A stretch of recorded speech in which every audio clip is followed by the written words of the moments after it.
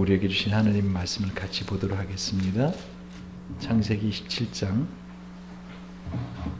1절에서 11절의 말씀입니다. 창세기 17장 1절에서 11절입니다.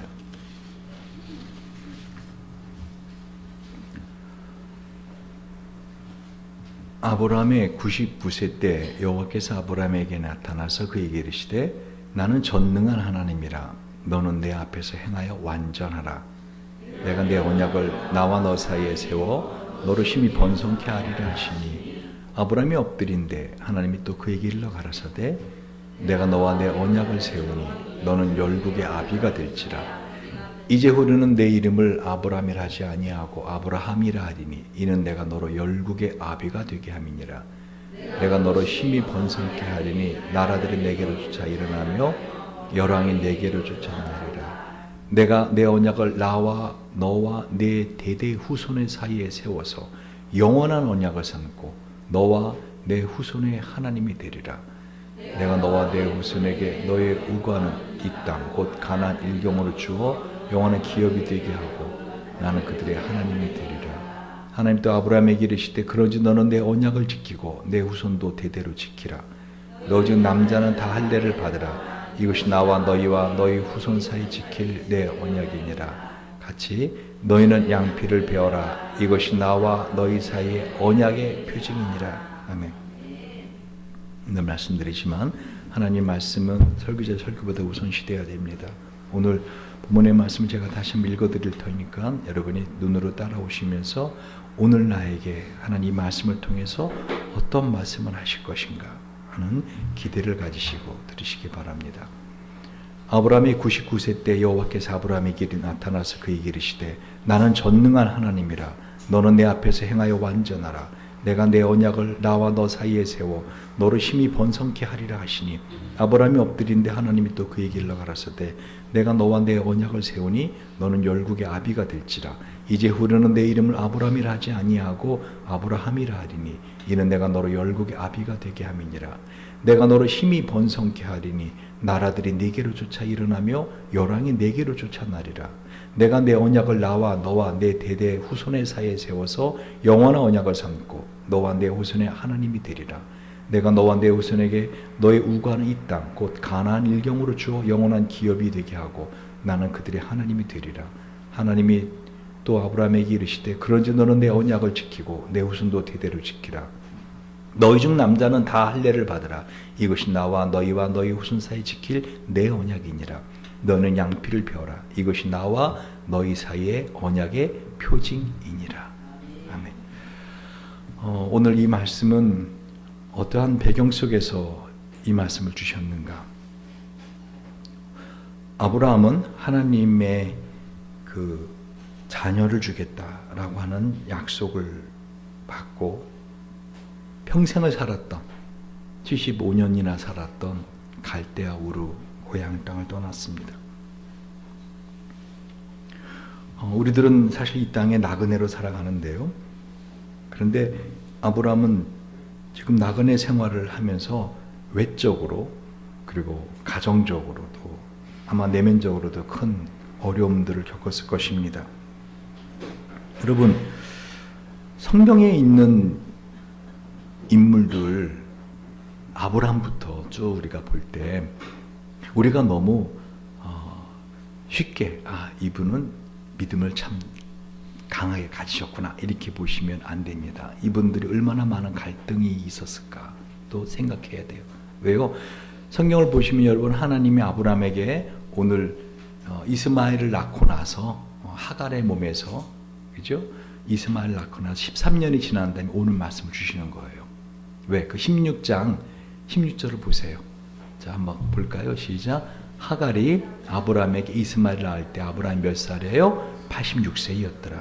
그러니까 86세부터 지금 99세 13년 동안은 어떻게 해요? 하나님은 침묵하셨어요. 사실 여러분 13년 동안 하나님 아무 말씀 없으셨다고요. 지금 아브라함은 24년간을 갖다 기다렸던 거예요.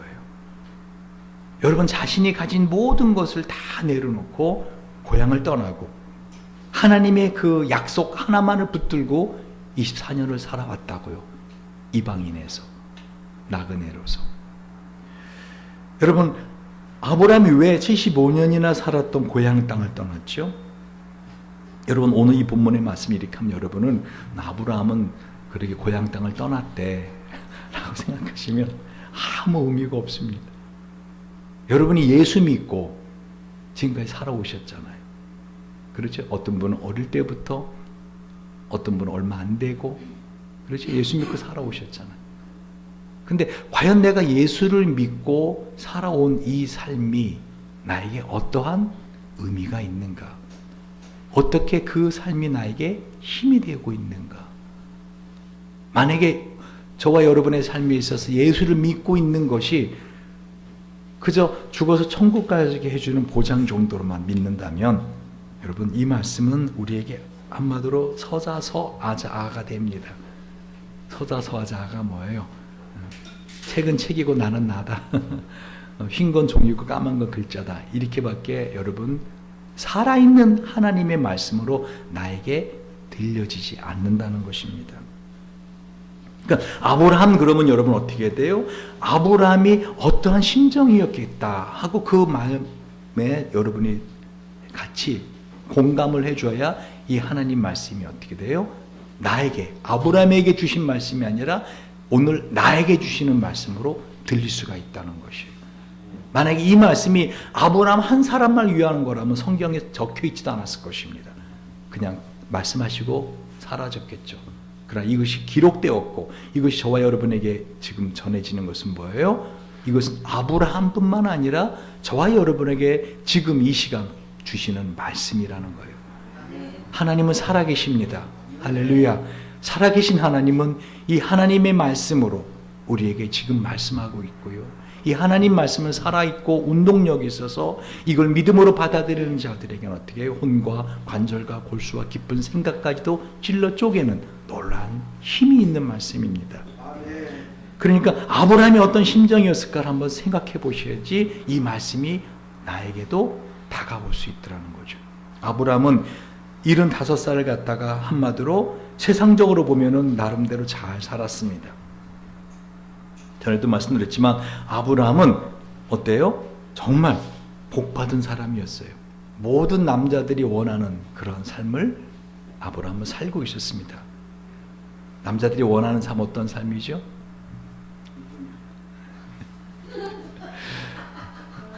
그 남자들이 원하는 삶은 우리 은주사님처럼 이렇게 이쁜 여자. 여러분, 사라만큼 이쁜 여자가 어디 있어요, 그죠? 아브라함이 갈대아우를 떠날 때 사라가 65세였는데 10살 차이 나니까 65세였는데 그때 당시 최고의 권력가 바로 왕이 어떻게 해요? 사라를 보고 애들 말로 뿅 가잖아요, 그죠? 얼마나 아름다운 여인인지. 근데 외모만 아름다운 게 아니라 어떻다고요? 남편을 부를 때 뭐라고 불렀어요? 주인님이라고 불렀거든요. 여러분, 그런 여자하고 사는 남자, 한마디로 말하면 생사여탈권을 준 주인으로서, 그죠? 주인님이라고 부르는 우리 고은 사모도 어떻게 해요? 공사장님한테 주인님이라고 부릅니까? 말만 주인님. 근데 진짜로 사라는 순복하는 여인이었어요. 그래서 아브라함이 하는 것은 다 순복합니다.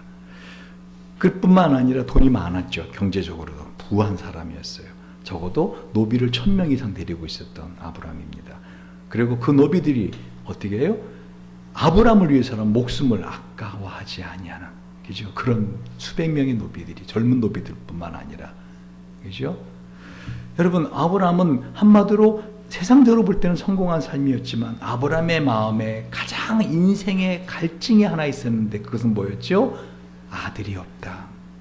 그래서 창세기 12장에 보면은요, 하나님께서 여호와께서 아브라함에게 이르시되 너는 너희 본토 친척 아비집을 떠나 내가 너에게 지시할 땅으로 가라. 내가 너로 큰 민족을 이루고 너에게 복을 주어 내 이름을 창대하게 하리니 너는 복의 근원이 될지라 라고 해서 아브라함이 이에 여호와의 말씀을 쫓아갔다라고요. 아브라함이 쫓아간 말씀 뭐예요? 아브라함이 쫓아간 말씀은 자식을 주겠다. 75세까지 아들을 낳지 못했지만 하나님이 자식을 주겠다라는 그 말에 쫓아갔다고요. 할렐루야. 어떻게 보면 하나님은 아브라함을 어떻게 해요? 이 아브라함의 깊은 갈증, 그거를 내가 채워주겠다. 내가 너의 인생에 가장 원하는 거 내가 그거 해주겠다. 여러분, 새해가 됐는데요, 여러분의 마음에 올 한 해 하나님 이걸 좀 해주시면 안 되겠습니까? 라고 내 인생에서 이걸 허락해 주시면 정말 내 인생에 참 행복하겠습니다. 여러분, 거창하게 하나님의 나라를 위해서 하는 그게 아니에요. 하나님은 아브라함을 부르실 때 아브라함의 가장 인간적이고 어떻게 보면 불가능한 75세의 노인이 가질 욕심이어서는 안 되는 그 마음을 어떻게 하나님은 잡고 끌어내시는 것입니다. 여러분, 갈대아 우르가 어떤 뜻이죠? 갈대아라는 뜻은요, 점성가. 이 우르라는 건 불 또는 빛이라는 뜻이, 한마디로 점성가들이 많이 사는 그런 나라가 갈대아 우르였어요. 우상들이 한마디로 드글드글한. 심지어는 아브라함의 아버지 데라도 뭐 하는 사람이었어요? 우상을 조각하던 사람이었어요. 지금 뭐를 상징적으로 말하고 있죠? 하나님은 세상에 저 거짓된 빛, 거짓된 우루, 거짓된 따뜻함, 불, 거기에서 나와서 어떻게 해요? 하나님이 허락하는 땅으로 가라. 근데 그것을 우리가 쉽게 결단하지 못하니까 하나님이 어떻게 해요? 내가 너가 소원하는 것을 내가 들어주겠다. 할렐루야. 근데 문제는 저와 여러분 안에 이런 소원이 없다? 그럼 하나님도 어떻게 하실 수 없는가 아세요? 여러분, 하나님은요, 악령하고 달라요. 악령은 우리가 원하지 않아도 우리 마음대로 우리 속에 들어와서 우리가 원하지 않는 생각하게 하고 말하게 하고 행동하게 합니다. 성령은 아주 인격적인 분이시라 우리의 마음에 소원을 두고 일을 행하시는 여호와. 할렐루야. 여러분, 새해가 됐는데 여러분 안에 이런 소원이 있냐고요? 이런 마음에 어떤 하나님 이걸 허락해 주세요 올해 하는 그런 꿈이 있으시냐고요? 여러분, 하나님은 지금 아브라함을 부르셨습니다.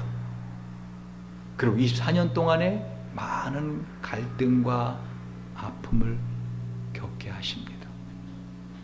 여러분, 말이 그렇지요. 한 집에 지금 두 여자가 다투고 있어요. 오늘 이 창세기 17장 앞부분에 여러분 보시면 알겠지만요, 이 하갈이 아브라함의 아이를 갖게 됩니다. 어떻게 갖게 됐어요? 사레가 자기가 임신을 못하니까 자기 여종을 하갈을 아브라함의 침실에 집어넣었죠. 그래서 하갈이 임신을 합니다. 그랬더니 하갈이 임신한 걸 깨달으면서부터 어떻게 했어요? 자기 여주인을 갖다가 어떻게 해요? 멸시합니다. 그러니까 하갈이 그렇게 임신하고 나서 사레가 한마디로 독이 오르기 시작합니다. 여자에게서 가장 무서운 건 뭐죠? 이 질투. 그죠? 그러니까 내가 갖지 못한 것, 나는 여주인이지만, 내 여종이지만 내가 갖지 못한 아이를 그 여종이 잉태하자 그 사라의 마음에 질투의 불이 타오르기 시작합니다. 그래서 창세기 16장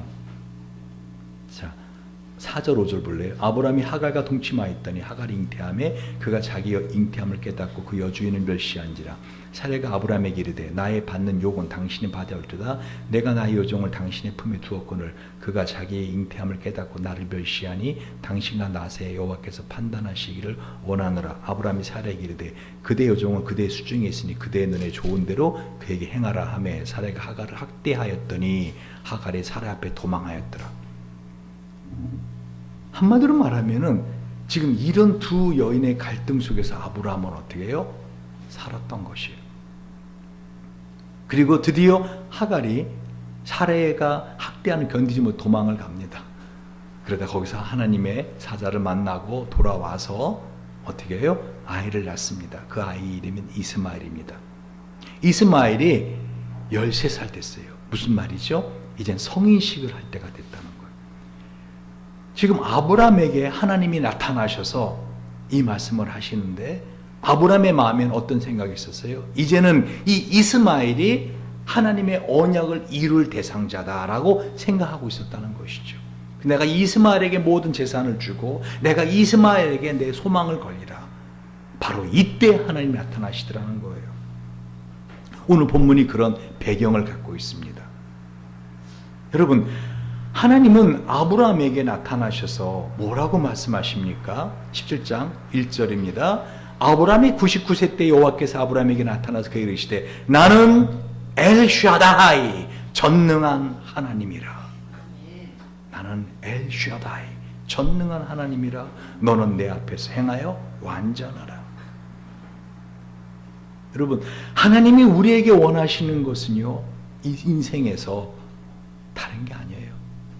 우리 안에 예수 그리스도의 온전한 성품을 이루어내는, 하나님의 그 형상을 온전하게 이루어내는 삶을 주님은 살 것을 기대하십니다. 우리가 이 땅에서 얼마만큼 높은 지위에, 얼마만큼 넓은 집에, 얼마만큼 많은 재산을 소유하느냐가 하나님이 기대하시고 한 우리에게 거시는 게 아니라, 우리의 기대하시는 건 뭐죠? 내 안에 어떻게 예수 그리스도의 형상을 이루어가는가, 그거 하나 원하세요. 그래서 하나님께서 아브라함에게 너는 내 앞에서 행하여 완전하라 라는 말을 해요. 여러분, 어떻게 사람이 완전해지는지 아십니까? 온전해지는 거죠. 그것은요, 고난을 통해서입니다. 우리가 언뜻 생각하면 하나님이 이 자녀를 준다고 했으면은 진작 주셔야지 왜 이렇게 갈등과 고통 가운데 있다가 주시는가? 왜 24년이라는 세월을 지금 있다가, 그리고 지금 또 아이를 탁 낳게 한 것도 아니에요. 그죠? 낳을 거다라고 말씀하세요. 아브라함 볼 때는 내년에 아이를 낳을 거지만 지금은 모르는 상태잖아요. 그렇죠? 막막한 약속입니다. 그리고 지난 13년, 어쩌면 14년, 15년 동안 어떻게 해요? 되게 힘든 시간들을 아브라함은 보냈다고, 두 여인의 갈등 속에서. 근데 그 갈등이 바로 어떤 의미가 있다고요? 아브라함을 완전하게 만드는 길이었다는 것이죠. 히브리서 5장 8절에도 보면은요, 예수님, 그가 아들이시라도 그가 받으신 고난으로 순종함을 배워서 온전하게 되었은즉. 그러니까 예수님조차도 태어날 때부터 온전하신 분이 아니라 어떻게 해요? 고난을 통해서 순종함으로 온전함을 배웠다라고 말해요. 그러면 하나님은 우리 예수님을 흠이 있는 분으로 땅에 태어나게 하시는가? 아니요, 죄는 없으십니다. 그러나 하나님 앞에 순종하는 법, 그거를 갖다가 예수님 어떻게 이 땅에서 인간의 몸을 입고 고난을 통해서 배우셨다는 거예요. 이해가십니까? 안다가 스탠.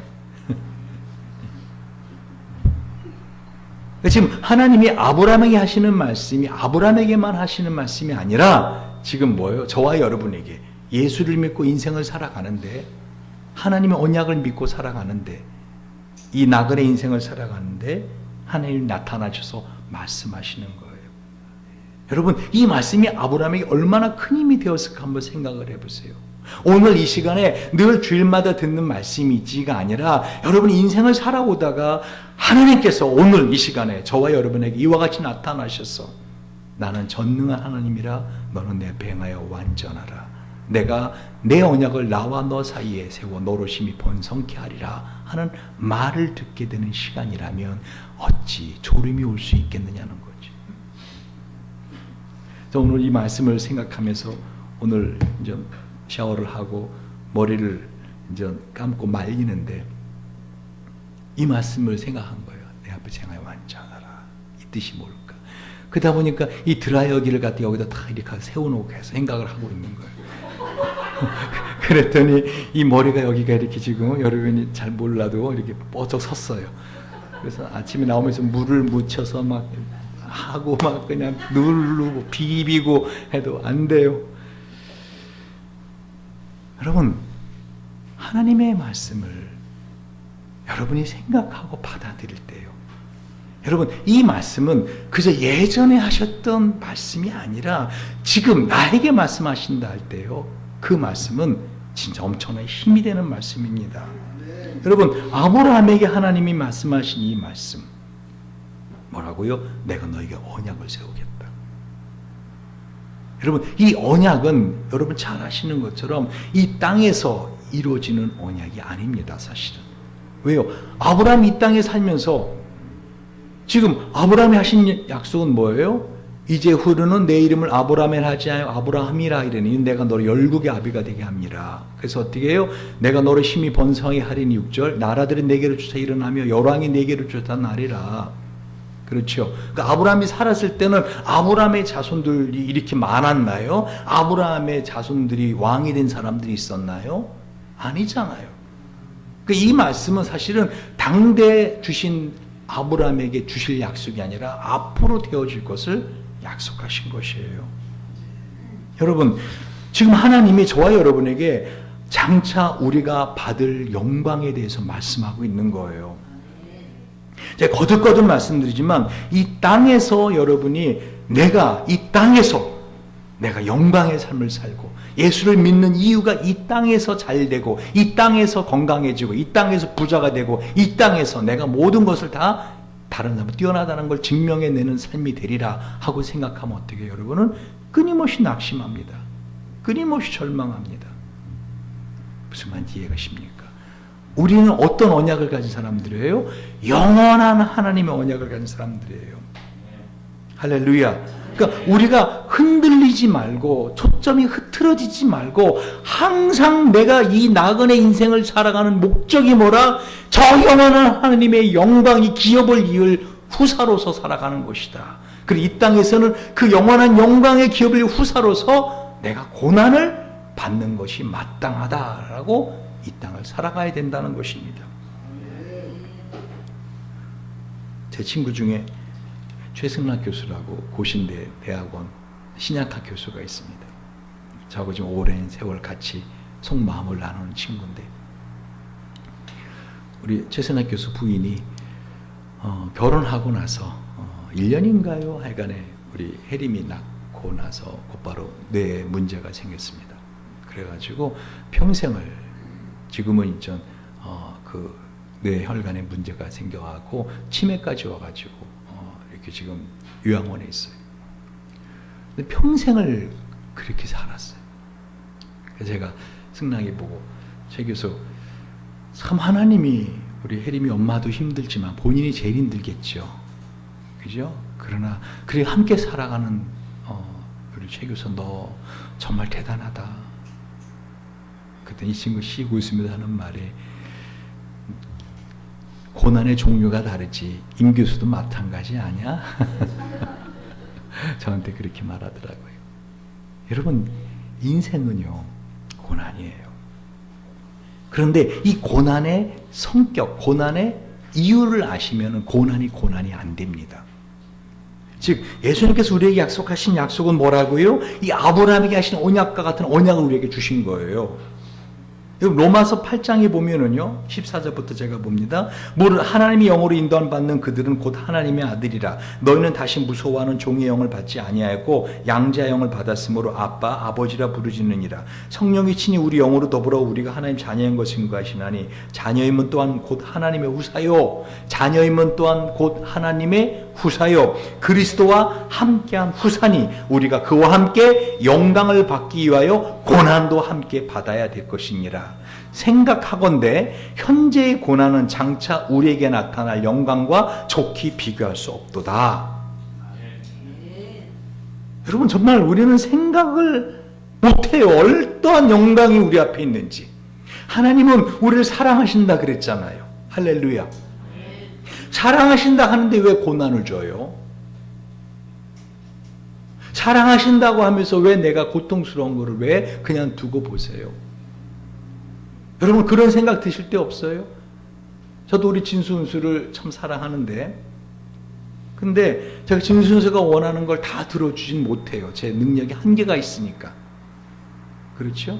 근데 만약에 우리 그 아이들이 제 앞에 와서 그렇게 무릎 꿇고는 새벽마다 하고 울면서 아버지 허락해 주세요. 제가 능력이 안 되는 게 아니라 능력은 돼요. 제가 얼마나 해줄 수 있으면 하는 걸 가지고 아버지 제발 좀 허락해 주세요. 매일 아침마다 와서 저 같으면 할 것 같아. 나는 그렇게 한 일주일만 해도 어떻게 오지 않아도 돼. 새벽에 그냥 새벽기도 안 하고 자라 그냥. 저 그럴 것 같아요. 저는. 근데 하나님은 그렇게 와서 기도하는데도 어떻게 해요? 꿈쩍도 안 하시는 거예요.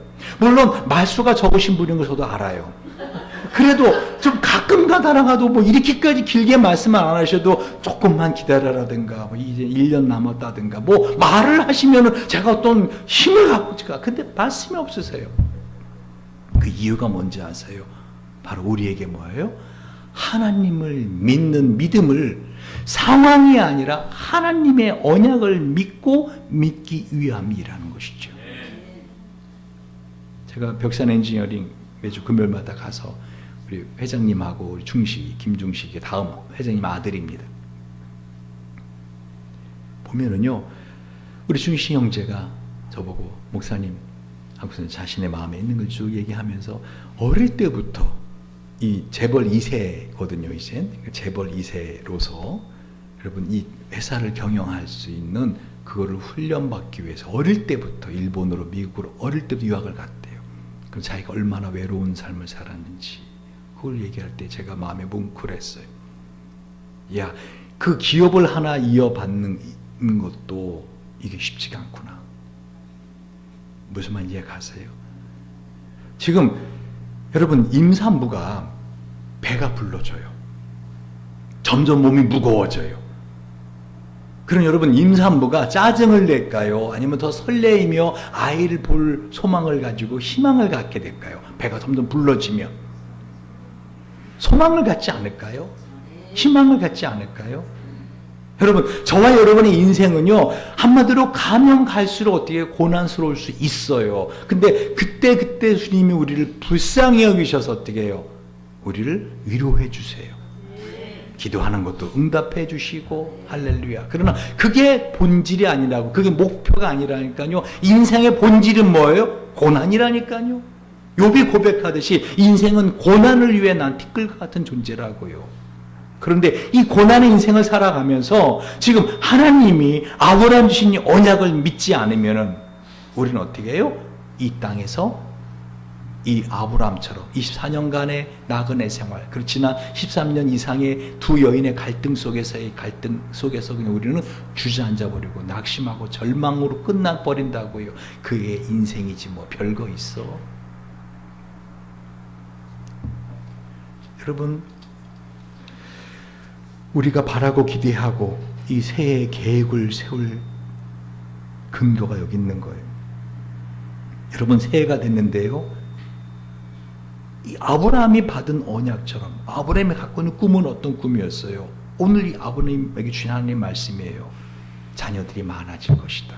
그리고 강성해질 것이다. 열국의 아비가 되게 해준다 그랬잖아요. 내가 너를 힘이 번성케 하리니 나라들이 네게로 쫓아 일어나면 열왕이 네게로 쫓아나리라. 라고 어떻게 해요? 내가 이 언약을 너와 너의 후손과도 세워서 영원한 언약이 되게 하리라. 그리고 8절에 보니까 이 가나안 일경을 내가 너에게 기업을 주리라. 나는 그들의 하나님이 되겠다. 라고 말씀하세요. 여러분, 정말 아침에 눈 뜨면서부터 밤에 잠들 때까지 여러분이 장차 받을 영원한 영광에 대한 그 소망을 갖고 하루를 시작하시고 하루를 끝내고 계시는가 돌아보라는 거예요. 우리가 이 땅에 살면서 자꾸만 우리는 소시민적인 것으로만 꿈이 작아집니다. 그러나 주님 우리에게 끊임없이 영원한 영광을 바라보라. 영원한 영광을 바라보라. 너가 이 땅에 살면서 혹시 그 고난을 겪는 일이 있느냐? 기도해도 응답되지 않는 것이 있느냐? 기뻐하고 즐거워라. 내가 너의 상급이니라. 주님은 끊임없이 그 말씀을 하시는 거예요. 여러분, 피조물이 다 이제까지 함께 탄식하며 함께 고통하는 것을 우리가 안 하니 이뿐 아니라 또한 우리 곧 성령의 처음 익은 열매를 받은 우리까지도 속으로 탄식하여 양자될 것 그 우리 몸의 구속을 기다리느니라. 우리가 소망으로 구원을 얻었음에 보이는 소망이 아니니 보는 것을 누가 바라리요. 만일 우리가 보지 못하는 것을 바라면 참음으로 기다릴지니라. 로마서 8장 22절 25절의 이 말씀 속에서요, 기다리느니라, 소망으로 기다리느니라. 앞에 그대 코마디, 이 앞에 끝에 고마디라는 뜻이 뭔지 아세요? 목을 길게 빼고 기다린다라는 뜻이에요. 여러분 학수고대란 말 들어보셨습니까? 학의 머리처럼, 학의 목처럼, 여러분 학을 보셨어요? 목이 긴 학. 학의 목처럼 길게 목을 빼고 기다리는 열망을 갖고 기다리며 사시냐는 겁니다. 이 말씀은 저에게도 하시는 말입니다. 저 자신에게도. 정말 우리가 바라고 열망하는 게 무엇인가? 영원한 하나님 나라의 영광을 바라보고 산다면, 히브리서 1장 13절의 말씀처럼 하나님 수많은 천사들을 만들어 놓은 이유가 뭐예요? 그들을 다스리라고. 저와 여러분이 다스릴 나라가 있는 자들이고. 옆 사람 보면서 몰라봐서 죄송합니다. 국왕이셨군요.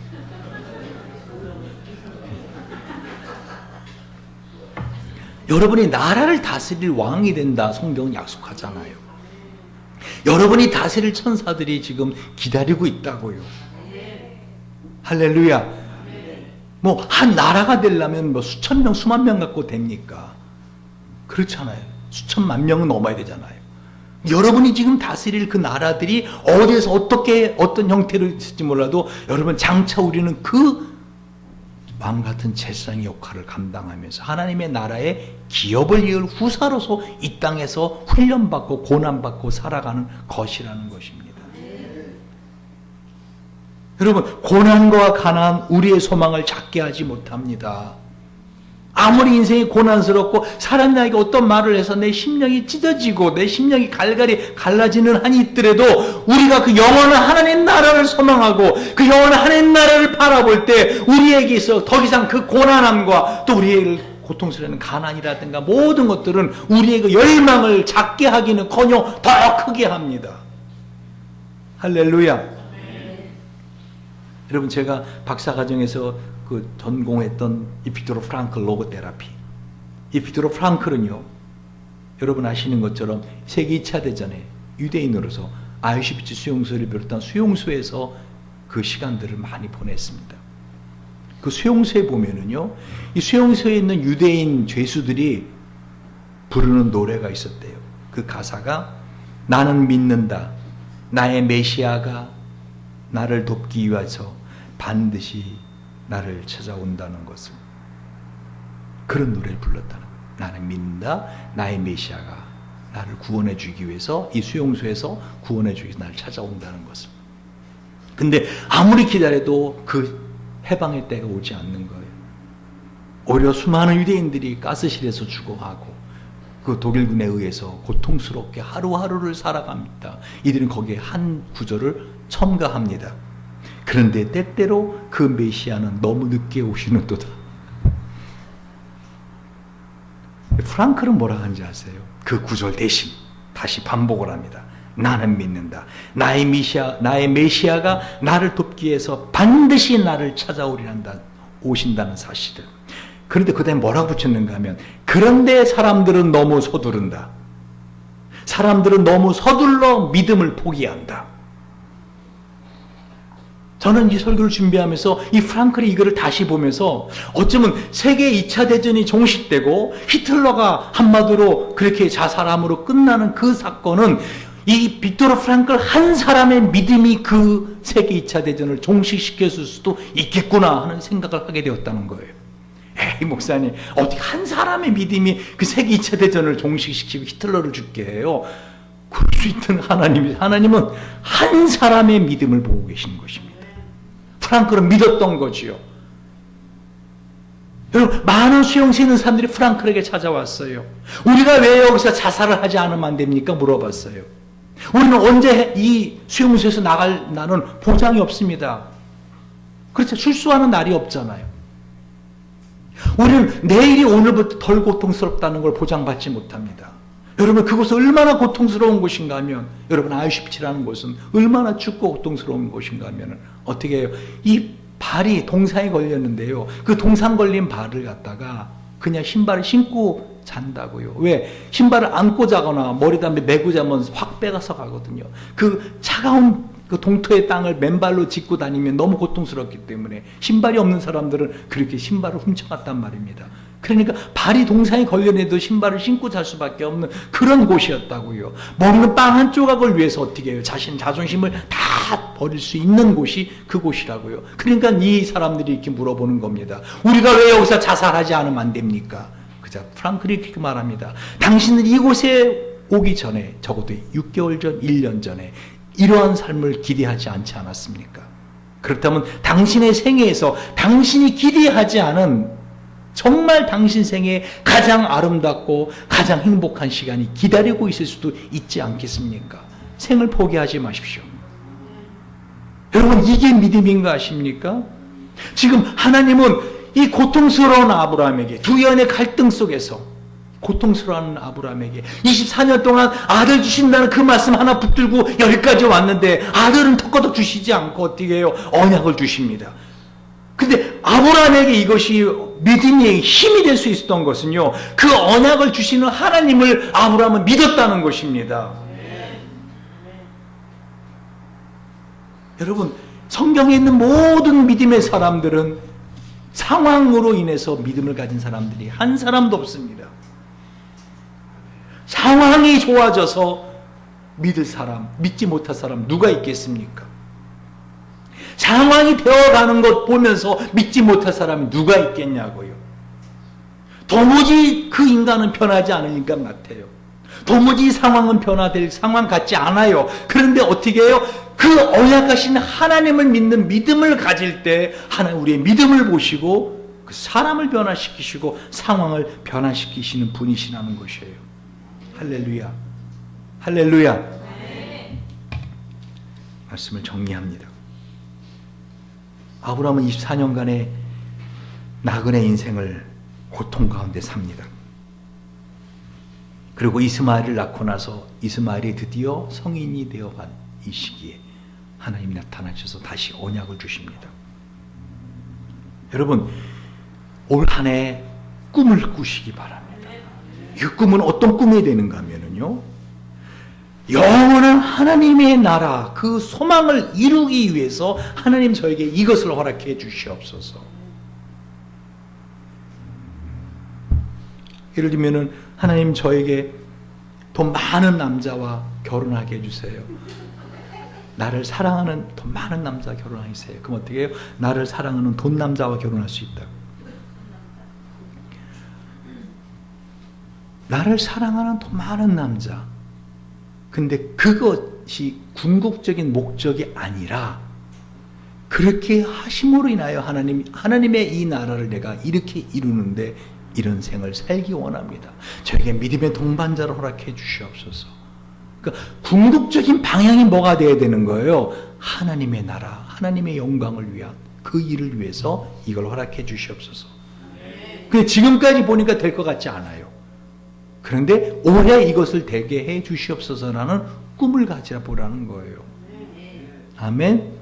근데 그 꿈을 우리가 갖고자 할 때 우리 마음속에 어떻게 해요?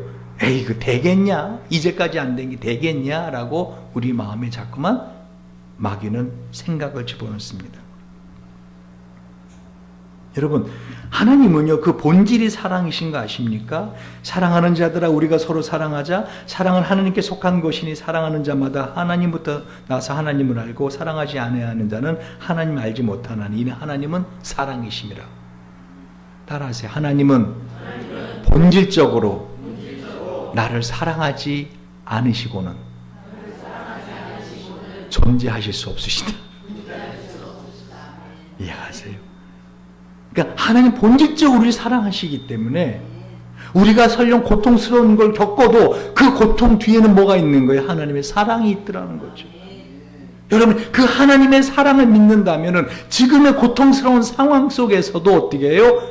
희망을 노래할 수 있는 거예요. 여러분, 제가 군대에 있을 때 그 21사단 백두산부대, 북한하고 바로 마주되어 있는 그 전방부대, 양구 그쪽에. 근데 거기에 지뢰가 터졌던 사건들이 있어요. 왜? 홍수가 나서 지뢰가 막 무너지고. 그래서는 그때 거기로 이제 북한의 제일 높은 그 장교가 넘어온 적이 있는데, 어쨌든 지뢰를 제거하러 갑니다. 그럼 지뢰를 제거합니다. 근데 아주 노련한 이제 병장이, 요즘은 뭐 지뢰탐지기가 참 좋았니, 그때는 이 지뢰탐지기가 더 헷갈려. 그러니까 그냥 대검 하나 가지고 손으로 찔러가면서 지뢰를 우리 그 다니는 그 보초들이 다니는 그 길을 확보합니다. 한 1m 가는 것도 온 몸에 땀이 흠뻑 젖어들어. 잘못 터뜨리면 그냥 얼굴이 뭐고 다 죽는 거예요. 그런데 그 지뢰를 어디가 지뢰 있는 걸 잘 알고 여기가 길이라는 걸 잘 아는 사람이 있다 합시다. 인생은 지뢰밭과 같아요, 여러분.